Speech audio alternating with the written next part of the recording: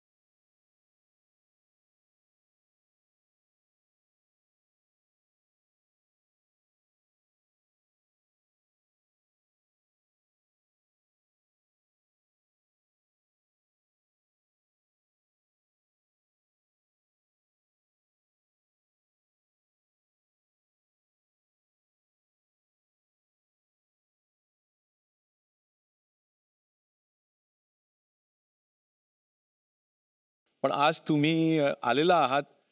मी आणि झी मराठीचा आमचं संपूर्ण ऑडियन्स अतिशय खुश झालाय, अतिशय आनंद वाटतोय. झी मराठी आणि माझं खरं तर नातं खूप खूप खूप खूपच जुनं आहे आणि खूप सुंदर आहे. त्यामुळे म्हणजे मला असं वाटतं की मी सुरुवातीच्या काही काळामध्ये पदार्पण केलं, ते सुद्धा झी मराठीवरती केलं जज म्हणून. आत्ता गेल्या वर्षी झीचा एक हिंदीमध्ये पण प्रोग्राम केला आणि आता सगळ्या महाराष्ट्राला काय काय खुपतंय ते गुप्ते यांच्यातर्फे दाखवत आहेत. आता अजून काय पाहिजे, त्यामुळे झी करता काय झालं पाहिजे. तुम्ही तर हिरोईन आहातच, पण आमच्या या सेटची जी हिरोईन आहे तिची तुमची ओळख करून देतो, ती म्हणजे ही खुर्ची. ही पण घायाळच करून ठेवली आहे बाय द वे, नाही का. हिरवा रे ती खुर्ची.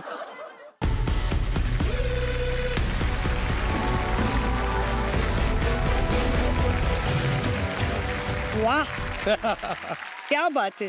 तुम्ही प्लीज बसून या खुर्चीचा मान वाढवावा अशी मी तुम्हाला विनंती. धन्यवाद. जरूर.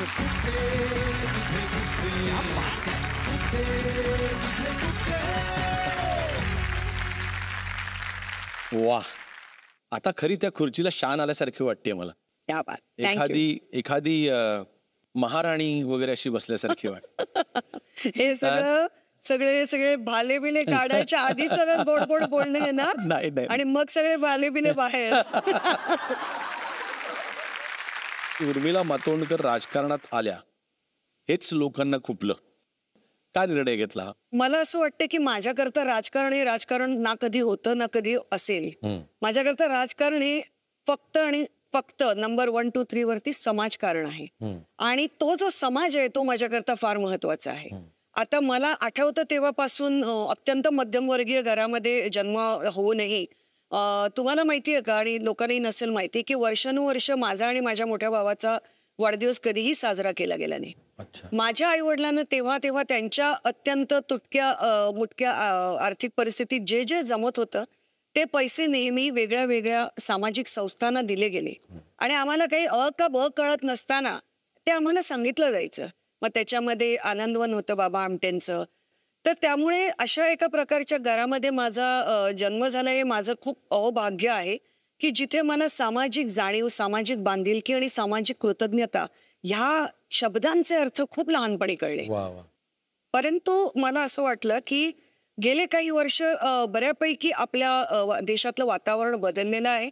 आणि त्याच्यामध्ये मला असं वाटलं की काही अशा लोकांनी येणं गरजेचं आहे की ज्यांच्या स्वतःचे विचार, ज्यांच्या स्वतःची एक वैचारिक बैठक आहे, ती लोकांपर्यंत पोहोचण्याच्या कामामध्ये त्यांचे आवाज कदाचित उपयुक्त ठरू शकतात. तुमचे वडील, आम्ही अभ्यास केला आहे की त्यांनी ते विशेष करून मधु दंडवतेंबरोबर, अगदी समाजवादी लोकांबरोबर ते असोसिएटेड होते. तर ते असं असताना तुम्ही ज्यावेळेला काँग्रेसमध्ये प्रवेश केला त्यावेळेला त्यांना खुपलं का ती गोष्ट? नाही, त्यांना उलट नाही खुपलं. कारण बरोबर बोलताय तुम्ही, ते काँग्रेसचे बऱ्यापैकी कडवे विरोधक होते. आणि मी स्वतः सुद्धा 2011 मध्ये मी अण्णा हजारेची टोपी घालून, माझे फोटो मिळतील तुम्हाला. अच्छा. तो माझं राजकारणाशी घेणं देणं नव्हतं, समाजकारणाशी होतं. कारण तेव्हा त्या काळाची ती गरज होती. परंतु कालान्वये अनेक लोकांना आता असं वाटतं की प्रत्येक पक्षाचे वेगळ्या वेगळ्या भूमिका असतात, पण त्या भूमिकांमध्ये जेव्हा दोन मोठे भाग पडतात की देशाचा प्रवाह कुठल्या दिशेने चाललाय आणि चालला पाहिजे, तेव्हा त्या गोष्टी जास्त क्लिअर होतात की मग कुठले असे पक्ष आहेत किंवा विचारधारा आहेत ज्याच्याबरोबर तुम्हाला उभं राहायचंय. त्यामुळे मला असं वाटतं माझ्या वडिलांना ते खुपलं नसेल. किंबहुना कालांतराने आणि बऱ्याच गोष्टी लक्षात घेता आज असा वेळ आलाय की त्यांना स्वतःलाच कदाचित काँग्रेसमध्ये प्रवेश करायचा आहे. एका नटी बरोबरच्या भांडणामध्ये, अर्थात आपण त्या भांडणाकडे नको जाऊया, पण त्या भांडणानंतर महाराष्ट्रातल्या राजकारण्यांनी तुमची बाजू घेतली नाही, म्हणायला हवी तितकी घेतली नाही. काही राजकारणी जे स्वतःला नेते समजतात अशा लोकांनी मात्र दुसरीकडेच बघायला सुरुवात केली. कारण मला असं वाटतं की आपल्या मातीतली, आपल्या प्रदेशातली आपली व्यक्ती आणि तिच्यावर जेव्हा इतकी भयानक गलिच्छ आणि खालच्या दर्जावरची गोष्ट बोलली जाते, तेव्हा हे त्यांचं कर्तव्य असतं. अहो, माझ्यासारख्या व्यक्तीकरता उभं राहणारे लोक काय सामान्य लोकांकरता उभं राहणार? हे खुपणे. माझ्याकरता खुपणार येण्यासारखं ना, माणसाचं व्यक्तिमत्व आणि चारित्र्य इतकं प्रखर आणि बलवान असावं की ते कोणीही वर नेल्यामुळे जाऊ नये, कोणी खाली ढकलल्यामुळे खाली जात नाही. ते तेवढं मी नक्कीच केलेलं आहे, तेवढं तर मी नक्कीच कमवलेलं आहे. आणि ते फक्त आणि फक्त महाराष्ट्राच्या लोकांमुळे आणि या देशाच्या लोकांमुळे कमवले. बाकी आली गोष्ट हे लोक काय आहे ना, राजकारणी म्हणता येतील छोटे मोठे, कारण ते नेते ते लोक असतात की जे ह्याच्या वरती उठून उभे राहून बोलतात की हे चूक आहे. मग ती गोष्ट व्यक्ती कोणीही असो, ते न बोलणं त्यांचं मला खुपण्यासारखं नाहीये. पण मला हा विचार जरूर खुपण्यासारखा आहे की सांगितल्याप्रमाणे की जे लोक माझ्यासारख्या व्यक्ती करता पण उभे नाही राहू शकत, ते बिचारे सामान्यांकरता काय उभे राहणार. आता आपण कार्यक्रमाच्या पुढच्या सेगमेंटकडे जाऊया, ज्यामध्ये आम्ही इथे एक व्हिडिओ प्ले करणार. अच्छा. मग ती चेअर फिरणार आहे, त्यानंतर तुम्ही थेट त्या व्यक्तीशी संवाद साधायचा. छान.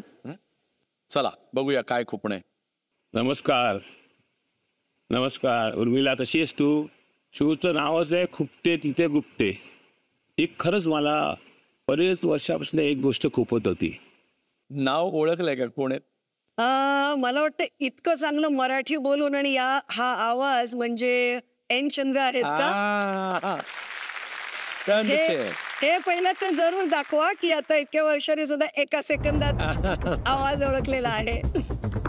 अरे, जेव्हा मी तुला नरसिम्हाला साईन केलं आणि तुला लॉन्च केलं त्यावेळेला नरसिम्हा या इंडस्ट्रीतला सगळ्यात मोठा बजेटेड आणि सगळ्यात मोठी मोस्ट अवेटेड फिल्म होती. त्यात तुला इंट्रोड्यूस केली, फिल्म ब्लॉकबस्टर पण झाली. त्याच्यानंतर बरीच वर्षे गेली, बऱ्याच लोकांबरोबर मी मध्ये कामं केली, नवोदितांबरोबर कामं केली. जिथे जिथे ते बोलायचे ते नेहमी माझं नाव घ्यायचे. मोठ्या झाल्या नाही का, पण त्यांच्या कुठच्याही शोमध्ये नाही की जिथे माझं नाव येत नाही. म्हणजे माझं नाव याच्यासाठी येत नाही कारण मी त्यांच्या त्या सगळ्या प्रवासाचा एक अविभाज्य भाग होऊन बसलो होतो.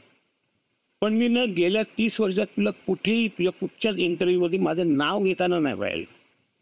ह्याचं गुण काय आहे? Is there any problem? आणि प्रॉब्लेम असला ती हिस्ट्री तर आपण चेंज करू शकत नाही. तर हे मला सतत खुपत आहे. तर मला वाटतं तुम्ही जर त्याचं उत्तर देऊ शकलीस तर I be very happy. N Chandra साहेब जे काय बोलले, काय उत्तर आहे तुमचं?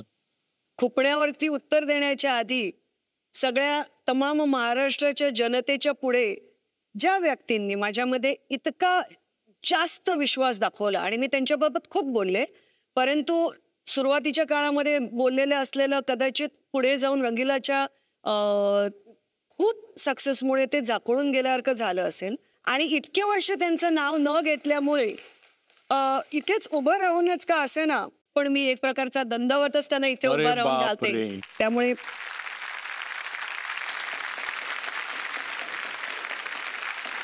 तर त्याचं असं झालं वा वा वा. की त्यांनी चित्रपट आधीच घोषित केला होता आणि तो खरोखरच one of the most awaited cinema बनणार होता, कारण त्यावेळी सनी देओल, डिम्पल कपाडिया, ओम पुरीजी खूप मोठे मोठे लोक होते. हो. आणि या चित्रपटात एक क्लायमॅक्स मध्ये गाणं येतं, चुपचाप तू क्यू खडी आहे. हो. आणि मी जे मगाशी म्हंटल की मराठी लोकांना नाही तितकंसं कदाचित हे करत, त्याचा एकमेव अपवाद म्हणजे एन चंद्र आहेत. हा. त्यांनी फक्त मला नाही, जमेल जमेल तिथे जितके वा. जितके मराठी तंत्रज्ञ, आर्टिस्ट, सगळ्यांना खूप खूप हे केलं. खरं तर त्याने इतक्या वर्षात जाऊन कधी ना कधीतरी भेटायला पाहिजे. मी त्यांची विचारपूस नेहमी केली. So sweet. त्यांच्या मिसेस वारल्या काही वा. वर्षापूर्वी, त्याच्याबाबतही मला माहिती होतं. पण चूक ही नक्कीच झालेली आहे की मी त्याला कधी जाऊन भेटले नाही. त्यामुळे त्याच्याकरता क्षमस्व, आणि मी ती चूकही जरूर सुधारेन. चला आता आपण ट्रोलिंग ग्राउंड कडे येणार आहोत. तुमच्या वरती जे ट्रोलिंग होतं, अर्थात खूपच होतं तुमच्या बाबतीमध्ये, पण त्यातले काही ठराविक आम्हाला इंटरेस्टिंग वाटलेले ट्रोल्स आम्ही इथे दाखवणार आहोत आणि तुम्ही थेट त्या ट्रोलर्सना उत्तर द्यायचं. ओके. राजकारणात आल्यावर तुम्ही धर्मांतर केलंय अशी गोष्ट वाचली, खरंय का?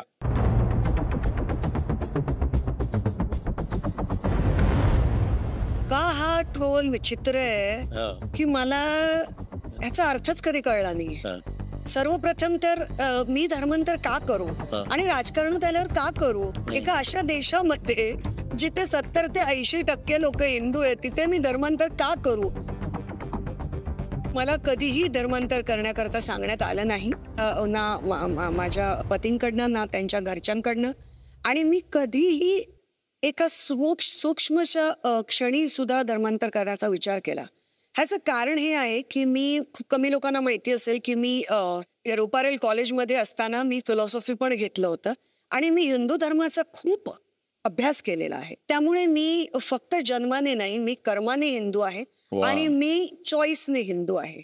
आणि मी जितकी हिंदू आहे तितकाच माझा नवरा मुसलमान आहे आणि आम्ही आमचे धर्म तसे पाळतो. पण कमिंग टू द आन्सर की नाही, मी धर्मांतर केलेलं आहे आणि नाही मी तो करण्याचा कधीही विचार केलाय, नाही मला तसं कधी सुचवलं गेलंय. तुमचे भूत आणि कॉन हे चित्रपट पाहताना आम्हाला जेवढी भीती वाटली होती तेवढी तुम्हाला करताना वाटली होती का? मला नव्हती वाटली, पण माझ्या आई वडिलांना वाटलेली, जास्त करून आईला. तिलाच वाटलं की हे चित्रपट महेंद्रची लग्न कोण करणार. नाही, पण माझा भूत चित्रपटाच्या वेळी एक डायलॉग फार गाजला होता आणि तो म्हणजे आज राजकारणात प्रवेश केल्यावर तो आजही म्हणजे लागू होतो. तो म्हणजे मला असं वाटतं की मला ना दुनियेतलं कुठलंच भूत असं काही करू शकतं जेवढं माणसं करू शकतात. कारण मला असं वाटतं भूत बिचारी निदान त्यांच्या दुनियेमध्ये तरी असतील. ही जी भूत समाजात वावरत आहेत त्यांचं काय करायचं? अभिव्यक्ती स्वातंत्र्य प्रत्येक कलाकाराला आहे. परदेशातील कलाकार बिनधास्त आपली मतं व्यक्त करतात, परंतु आपल्याकडे असं दिसत नाही. तुमच्यासारख्या सामाजिक भान असलेल्या अभिनेत्रीकडून आम्हाला ही अपेक्षा आहेत. उदाहरणार्थ केरला स्टोरीज. माझ्या मते मी सर्वच सामाजिक ज्याला काहीतरी महत्व आहे अशा गोष्टींवरती बोललेली आहे. केरला स्टोरी या विषयावरती काय बोलणार? अभिव्यक्ती त्यांचीही आहे ती, त्यामुळे त्याच्यावरती कुठल्याही प्रकारचे बंधनं घालणं मला चुकीचं वाटलं की त्याला रिलीज करता यावं की नाही यावं. पण अत्यंत चुकीची गोष्ट ही जरूर वाटली की त्या स्वतः निर्माता आणि दिग्दर्शकांनी जेव्हा हे सांगितलं परत परत की हा तथाकथित भाग आहे, ह्याच्यामध्ये फारसा रिसर्चचा मुद्दा नाही आहे. म्हणजे या 3000 मुलींचं खरोखरच हे झालेलं का? आणि ह्या ज्या 3000 हा जो बंपकपणा चित्रपटाकरता म्हणून चित्रपट म्हणून दाखवला गेला. आणि त्याच्यापेक्षा महत्वाचं हे आहे की जे लोक, आणि ते सुद्धा मोठे मोठे लोक, मंत्र्यांच्या वरचे लोक, अगदी म्हणजे पंतप्रधानांपर्यंतचे लोक आपल्या निवडणुकींच्या भाषणांमध्ये जेव्हा अशा चित्रपटांचे बाबत बोलतात की जे चित्रपट एक प्रोपगंडा फिल्म म्हणून बनवणाऱ्यांनीच बनवले, तसं स्वतःच ते स्वतःच जाऊन सांगतात न्यायालयांमध्ये, तर तेव्हा मला असं वाटतं की मोठ्या नेत्यांना विचार करायला पाहिजे की आपण कुठल्या प्रकारच्या चित्रपटांना आपल्या भाषणामध्ये स्थान देतोय. आणि यानंतर वेळ झालेली आहे आपल्या मॅजिक बॉक्स गिफ्ट बॉक्स राऊंडची. या बॉक्समधनं निघणार आहेत वेगवेगळे मास्क. ओके. हा मास्क मी लावल्यानंतर तो मास्क ज्या कोणत्या व्यक्तीचा आहे त्या व्यक्तीची खुपणारी एक गोष्ट तुम्ही सांगायची. बर, चला. एक पहिला मास्क.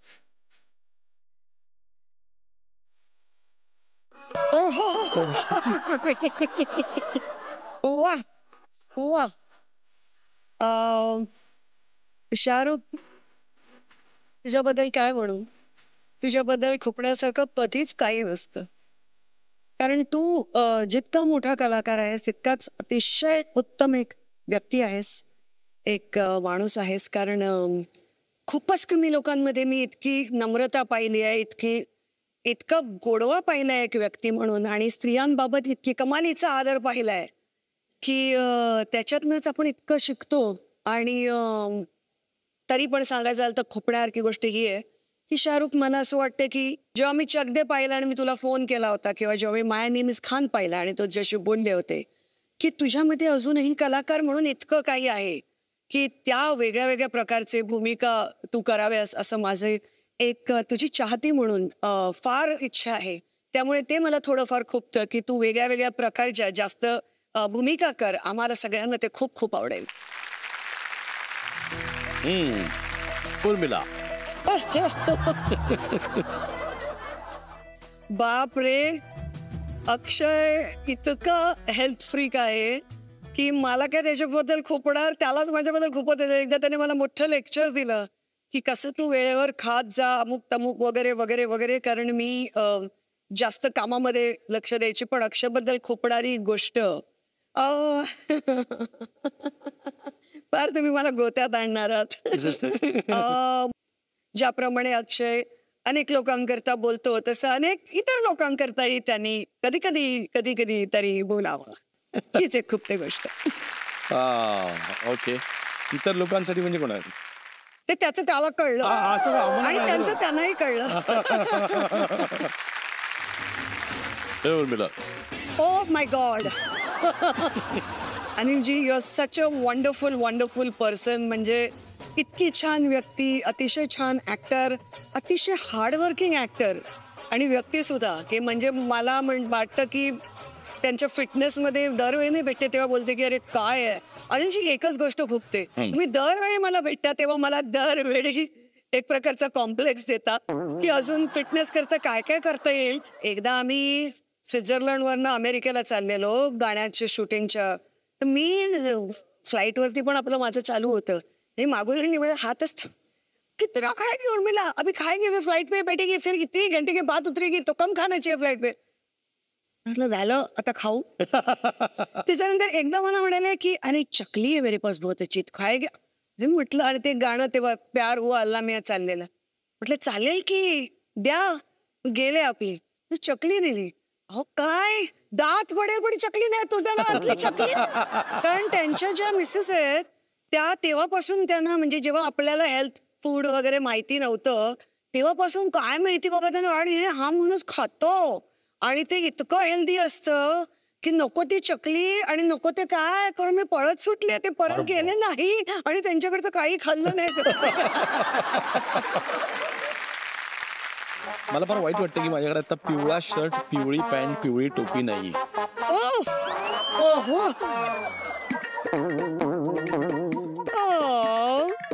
आमिर, आप इतने बड़े प्रैंकस्टर हैं कि किसी को नहीं छोड़ते. मुझे आजकल आप जब भी दिखते हो हमेशा बहुत सीरियस मोड में दिखते हो. खूप खूप सिरियस वाटता तुम्ही. आणि तुमच्यातलं ते एक जे खेळकर प्रँकस्टरचं रूप आहे ते खूप कमी बघायला मिळतं. त्यामुळे ते जास्त आम्हाला दिसावं पर्सनली सुद्धा, पडद्यावर सुद्धा, ही एक इच्छा नक्कीच आहे. त्यामुळे बस तेवढंच एक खूपतं. बाकी यू आर वंडरफुल. अशा प्रकारे हा मॅजिक बॉक्स राऊंड संपलेला आहे आणि आता आपण पुढच्या राऊंडकडे वळणार आहोत. दिग्दर्शकांनी कानात असं सांगितलेलं आहे की इतकं पहिल्यांदा एकतर कॅमेऱ्यावर तुम्ही खूप लाजताना अजून तुमच्या गालाचे मेकअपची लाली आहे ती अजून जास्त लाल झाली आहे.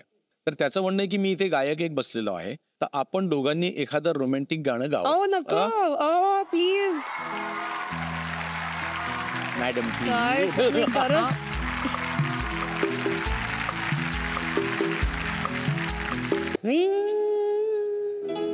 हाल कैसा है जनाब का, क्या ख्याल है आपका, तुम तो मचल गए यूं ही फिसल गए आ आ आ.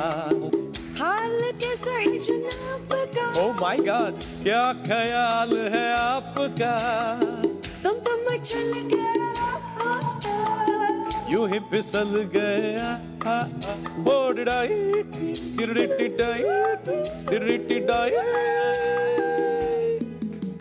बहकी बहकी चली है पवन जो उड़े है तेरा आंचल. छोड़ो हाँ छोड़ो, देखो देखो गोरे गोरे काले काले बादल. अरे कभी कुछ कहती है कभी कुछ कहती है, जरा नजर तो संभाला. हाँ, हाल कैसा है जनाब का, क्या ख्याल है आपका, तुम तो मचल गए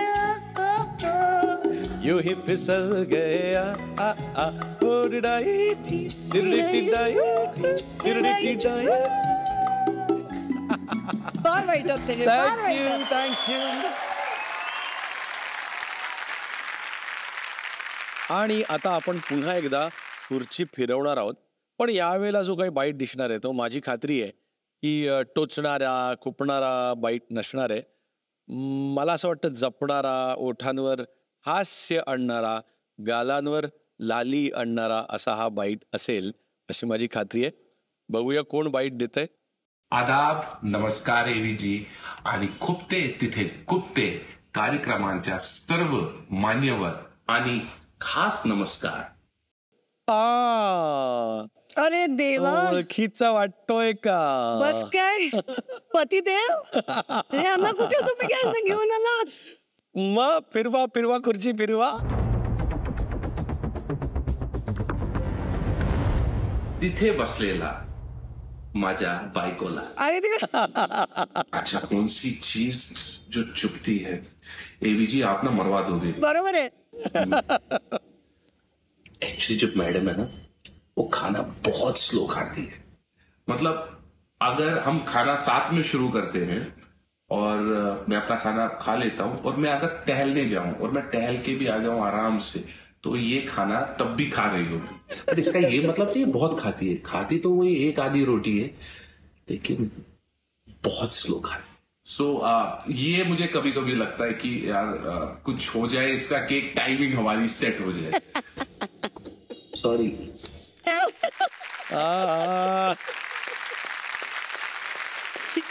काय आहे?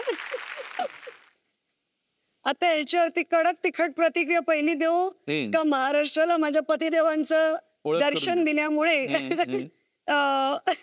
त्याच्यावर पहिली प्रतिक्रिया देऊ? दोन्ही माझ्या मते पहिली महाराष्ट्राला पतिदेवांचं दर्शन दिल्यामुळे अवधूत गुप्ते स्टाईल मध्ये एक प्रतिक्रिया बनतीये. अच्छा ओके. बाई बाई मन मोराचा कसा पिसारा फुलला, बाई बाई मन मोराचा कसा पिसारा फुलला.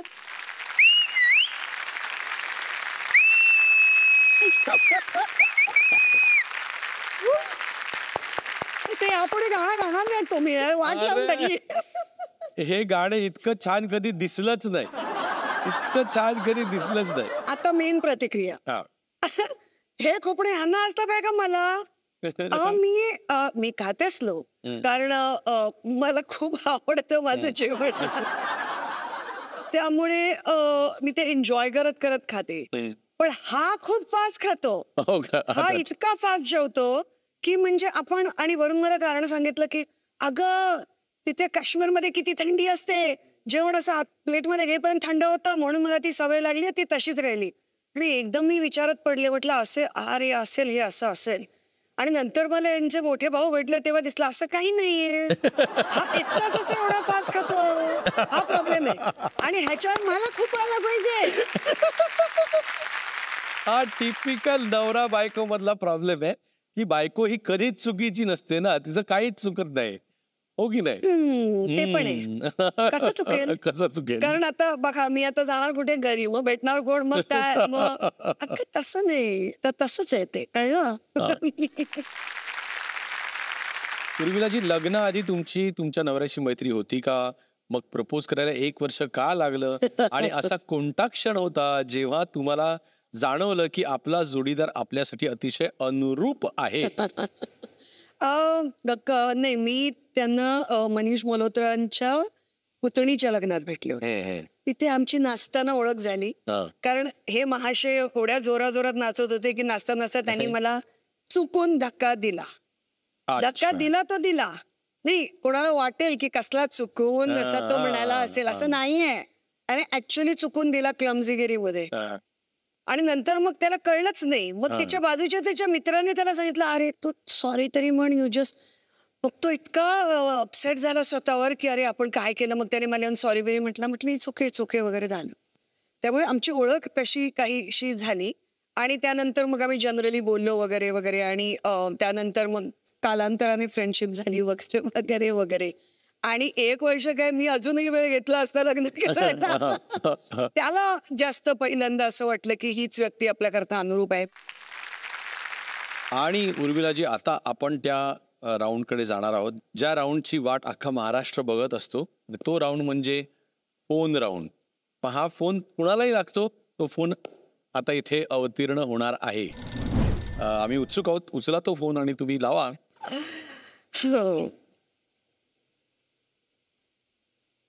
खरं तर हा फोन अशा व्यक्तीला लावणार आहे की ज्या व्यक्तीपर्यंत पोचायला फोनची गरज नाहीये, पण मला तुम्ही ही संधी दिली त्याच्याकरता धन्यवाद. कारण ह्या व्यक्तीशी मनापासूनचा एक जो संवाद आहे तो कदाचित वर्षानुवर्ष चाललेला असेल, जो आज मी या फोनच्या द्वारे करते. आणि ती व्यक्ती आहे तमाम महाराष्ट्रातली लेकीबाळींची, मुलींची, महिलांची जननी असं ज्यांना म्हणता येईल. किंबहुना पूर्ण भारतामध्ये ज्या सर्व स्त्रिया आहेत त्या सर्वांची जननी. कारण त्या सर्वांना त्यांच्या स्वातंत्र्याचा आणि त्यांच्या शिक्षणाचा मार्ग दाखवणाऱ्या माननीय वंदनीय सावित्रीबाई फुले यांना हा फोन लावून. त्या काळामध्ये जेव्हा स्त्रिया घरामधनं निघतही नव्हत्या, त्या काळामध्ये आई तू घराबाहेर पडलीस, आपल्या नवऱ्याने कदाचित सुरुवातीला नको असतानाही दिलेलं शिक्षण घेतलंस आणि आता पुढे हा विचार केलास की हे शिक्षण मला माझ्या प्रत्येक एका लेकीबाळीपर्यंत पोहोचवायचंय. आणि त्यावेळी तुम्ही ते केलं म्हणून आज आम्ही इथे आहोत. आणि आई ज्याप्रमाणे सगळं आईच असते एका मुली करता, त्यामुळे ज्याप्रमाणे प्रेम आदर सगळं आई असते, त्याप्रमाणे वाईट वाटलेल्या गोष्टींकरता सुद्धा आई असते. त्यामुळे ह्या गोष्टीचं खूप दुःख आहे की जी शाळा तुम्ही जवळपास 150 वर्षांपूर्वी सुरू केली, ती भिडेवाड्यातली शाळा आज अत्यंत विदारक अशा परिस्थितीत आहे. कारण पक्ष बदलतात, सत्ता बदलतात, पण कोणाला हा विचार आलेला नाही की ज्या व्यक्तीने ह्या महाराष्ट्राला आणि संपूर्ण देशाला स्त्री शिक्षणाचा मार्ग दाखवला, त्या भिडेवाड्यातल्या त्या शाळेला आपण परत एकदा त्याची गौरव गाथा आहे ती दाखवली पाहिजे, त्याचं पुनर्वसन झालं पाहिजे. हा विचार कोणाच्याच मनात आजपर्यंत आलेला नाही. त्यामुळे देव करो हा माझ्या ह्या फोननुसार त्यांच्यापर्यंत हे माझे शब्द पोहोचवत.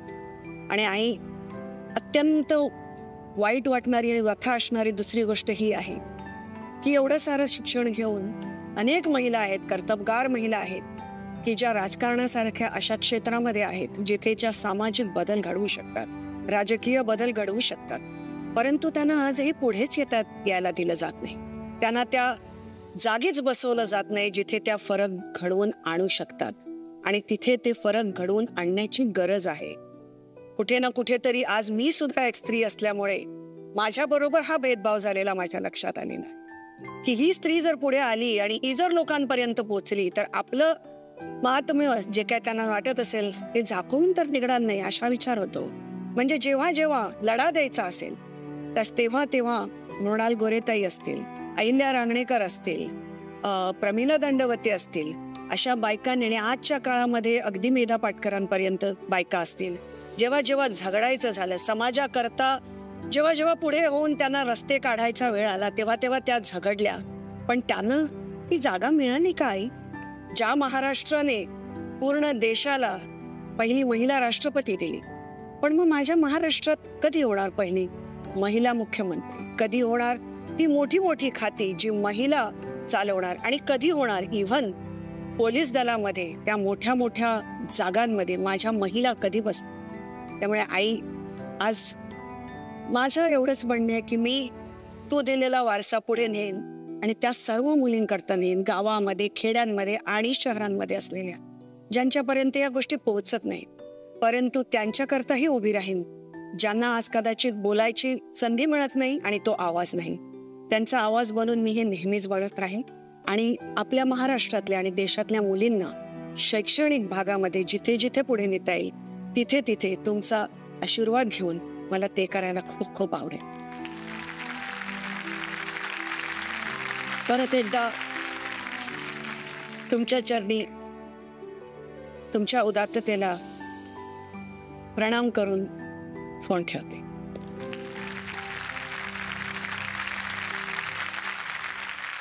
कम्प्लिटली अनपेक्षित. आणि आत्तापर्यंत मी इतके फोन कॉल्स बघितले त्याच्यामध्ये माझ्या स्वतःच्या वैयक्तिक मनाला स्पर्श करून गेलेला हा फोन कॉल आहे. धन्यवाद. आणि आता वेळ झालेली आहे रॅपिड फायरची. आवडते दिग्दर्शक शेखर कपूर की राम गोपाल वर्मा? कठीण आहे, पण खरंच कठीण आहे. म्हणजे शेखर कपूरने घडवलं लिटरली, राम गोपाल वर्मांनी घडवलं, परंतु काम जास्त राम गोपाल वर्मांबरोबर केलं, त्यामुळे राम गोपाल वर्मा. कोणता नेता जास्त सिंपल आणि साधा माणूस वाटतो? राहुल गांधी की नरेंद्र मोदी?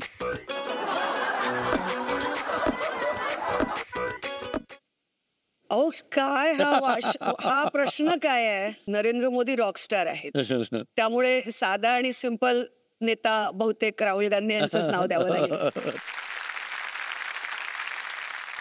हा जरा सोपा प्रश्न आहे तसा, फार काय अवघड नाही, फार काय विचार पण करायला लागणार नाही. कोणते ठाकरे महाराष्ट्र जास्त समर्थपणे सांभाळू शकतात? राज ठाकरे की उद्धव ठाकरे? एकत्रित दोघेही. सिंपल, जे तुमच्या मनात तेच माझ्या मनात. आवडता अभिनेता मनोज वाजपेयी की आमिर खान? मनोज वाजपेयी. मनोज वाजपेयी. समाजात बदल कशामुळे घडू शकतो? राजकारण का सिनेमा? अनफॉर्च्युनेटली पहिलं राजकारण.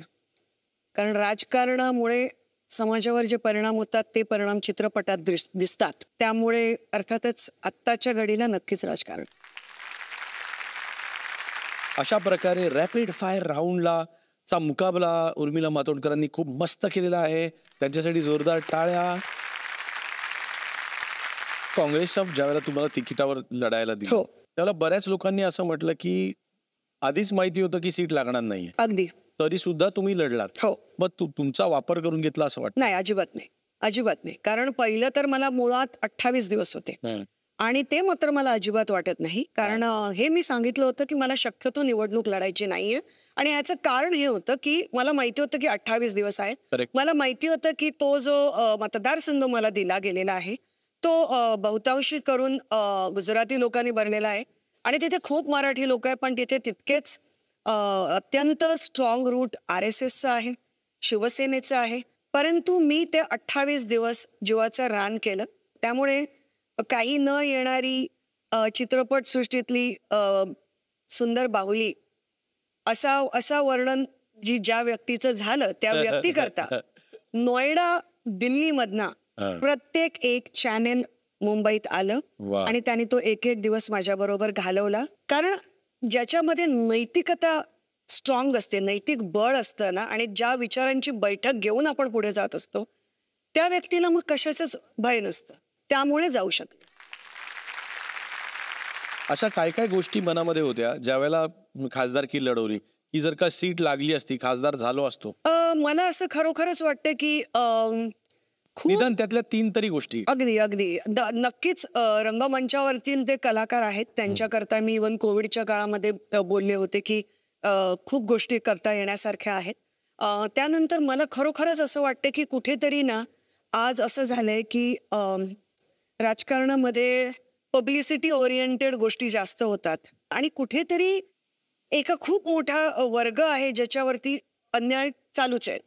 त्यामुळे त्यांच्याकरता कोणीतरी उभं राहून त्यांच्याकरता तो आवाज करणं गरजेचं आहे. उदाहरणार्थ जिथून मी निवडणूक लढवली तिथल्या मी अशा ठिकाणांनी गेले, म्हणजे तिथे काय ठिकाणांनी पाणीच नाहीये, लाईट नाहीये. मला आठवते बाबासाहेब आंबेडकरांच्या जयंतीच्या दिवशी मी एका ठिकाणी गेले आणि मला खूप उशीर होत होता आणि लाईट जात होते आणि मला सांगण्यात आलेलं माझ्या बरोबरच्या लोकांनी की अगं तिथे आता नको जाऊ कारण ती खूप मोठी झोपडपट्टी आहे आणि तिथे लाईटच नाहीये.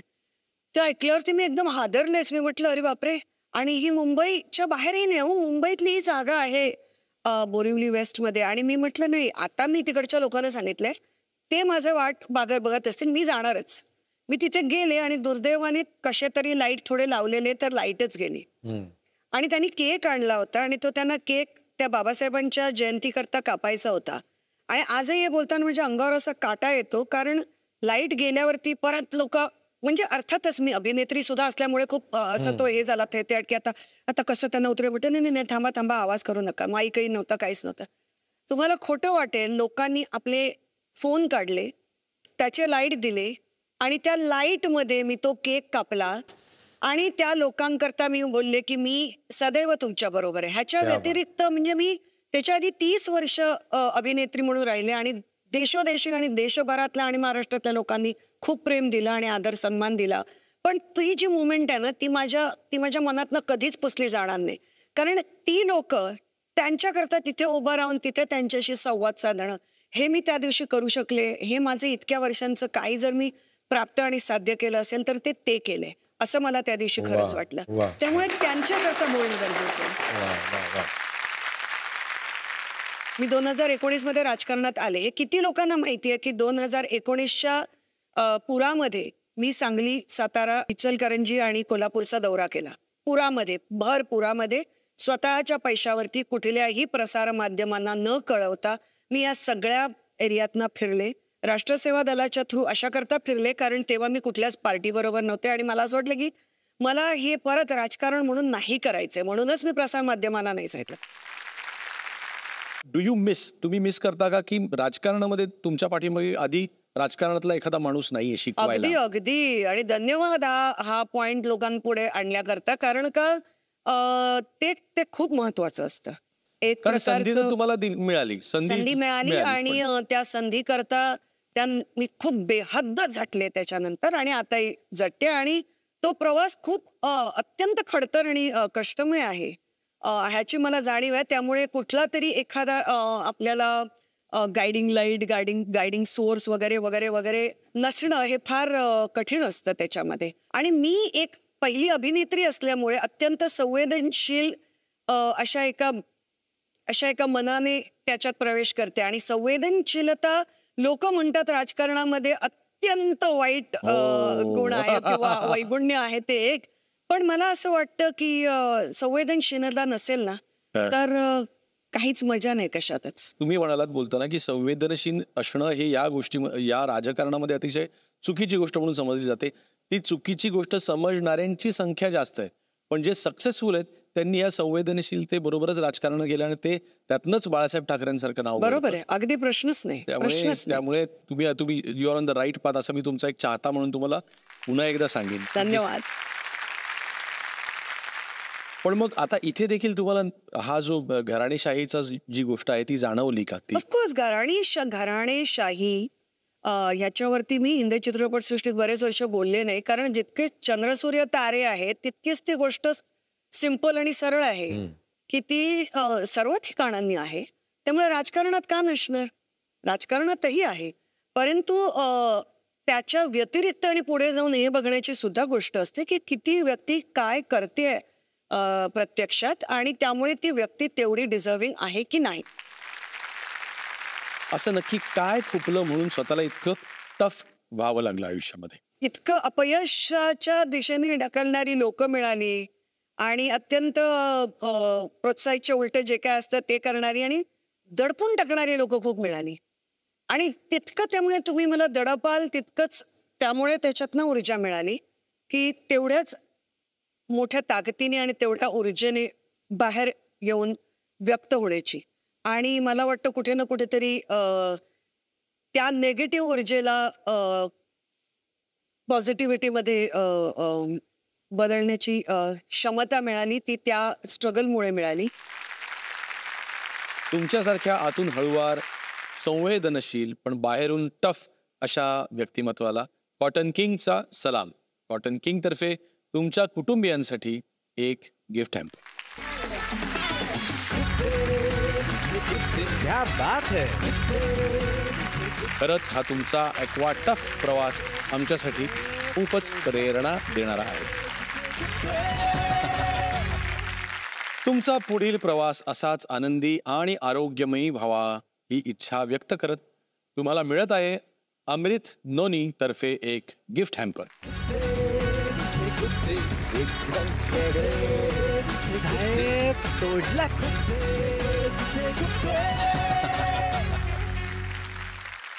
अभिनय, नृत्य, वाचन, समाजकारण, राजकारण आणि या सगळ्यासोबत कायम गोड दिसणं आणि गोड हसणं, हे सगळं एकत्र कसं काय जमतं उर्मिलाजींना, हा प्रश्न कायम पडायचा.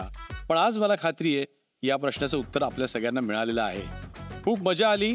पुन्हा भेटूया पुढच्या रविवारी याच वाहिनीवर याच वेळी तुमच्या लाडक्या कार्यक्रमामध्ये, ज्याचं नाव आहे कॉटन किंग प्रस्तुत खुपते तिथे गुप्ते.